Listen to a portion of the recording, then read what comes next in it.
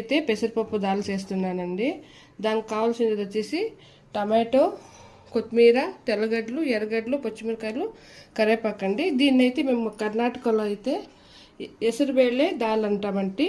పెసరబేళ్ళని ఎసురుబేళ్ళే అంటామండి. దీన్నైతే ఇది కర్ణాటకలో అయితే ఫేమస్ అండి, ఎసురుబేళ్ళే దాల్ అనేసి.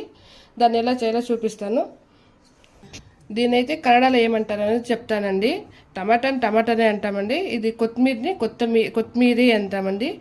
బెల్లుల్లి, తెల్లగడ్డను వచ్చేసి బెల్లుల్లి అంటాము. ఎర్రగడ్డను వచ్చేసి ఈరుల్లి అంటామండి. పచ్చిమిరకాయలు వచ్చేసి హసిమిరపకాయ అంటాము. కరివేపాకును వచ్చేసి కరివేసొప్పు అంటామండి. ఇదైతే కన్నడలో అయితే అంటాము. ఈ పక్షి పేరేంటో తెలుసా గైస్ మీకు? కుక్కర్ అయితే పెట్టుకొని సాసులు అయితే వేసుకోండి.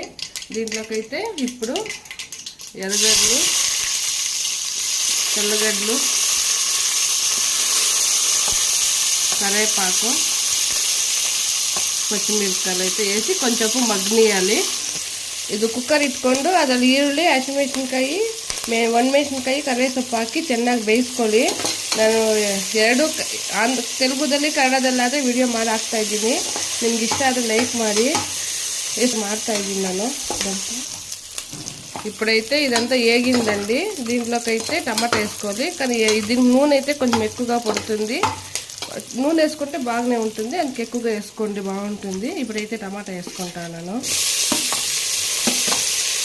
ನಾನು ಇವಾಗ ಇದು ಬೆಂದಿದೆ. ಇವಾಗ ಟಮಾಟಾ ಆದರೆ ಹಾಕ್ಕೊಳ್ತಾ ಇದ್ದೀನಿ. ಸ್ವಲ್ಪ ಆಯಿಲ್ ಆದರೆ ಜಾಸ್ತಿ ಆಗುತ್ತೆ, ಹಾಕ್ಕೊಳ್ಳಿ, ಚೆನ್ನಾಗಿರುತ್ತೆ ದಾಲ್ಗಾದ್ರೆ. ಟಮಾಟನ್ನ ಚೆನ್ನಾಗಿ ಬೇಯೋವರೆಗೂ ಬೇಯಿಸ್ಕೊಳ್ಳಿ అండి. ఇప్పుడైతే దీంట్లోకి పెసరపప్పు వేసుకోవాలి. ನಾನಾದರೆ ಇವಾಗ ಇದರಲ್ಲಿ ಹೆಸರುಬೇಳೆ ಹಾಕ್ಬಿಟ್ಟಿದ್ದೀನಿ. ಟೊಮೆಟೊ ಬೆಂದಿದೆ, ಹೆಸರುಬೇಳೆ ಹಾಕ್ಕೊಂಡಿದ್ದೀನಿ. ఇవాళ ಸ್ವಲ್ಪ ಬೇಯಿಸ್ಕೋಬೇಕು. దీంట్లో అయితే ఒక పసుపు కొంచెం వేసుకోండి, కొంచెం మిరప్పొడి వేసుకుందాం, ఉప్పు కొంచెం వేసుకుందామండి. ಇದರಲ್ಲಿ ನಾನು ಅರಿಶಿನ ಪುಡಿ, ಮೆಣಸಿನ ಪುಡಿ, ಉಪ್ಪು ಹಾಕಿದ್ದೀನಿ. ಸ್ವಲ್ಪ వాటర్ ಹಾಕ್ಕೊಂಡು ಚೆನ್ನಾಗಿ ಬೇಯಿಸ್ಕೊಳ್ಳೋಣ. ఇప్పుడైతే వాటర్ పోసుకుందామండి. దాల్ అయితే గట్టి వచ్చేస్తుంది, అందుకు మనకి ఎంత కావాలో అంత వేసుకుందాము. ఇలా అయితే ఉడికించుకోవాలండి. ఇలా అయితే ఉడికించుకున్నాక ఇప్పుడైతే కొత్తిమీర వేసుకుందాము.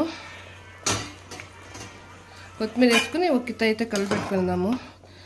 ఇంత మాత్రం వాటర్ కంటెంట్ ఉండాలండి, మళ్ళీ ఇది చికెన్ అయిపోతే.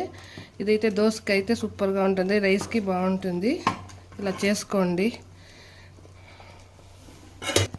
ఇదేనండి డబ్బా స్టైల్ దాల్ అయితే రెడీ అయిపోయింది.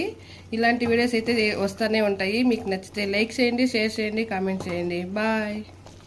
అలాగే సబ్స్క్రైబ్ చేసుకోండి.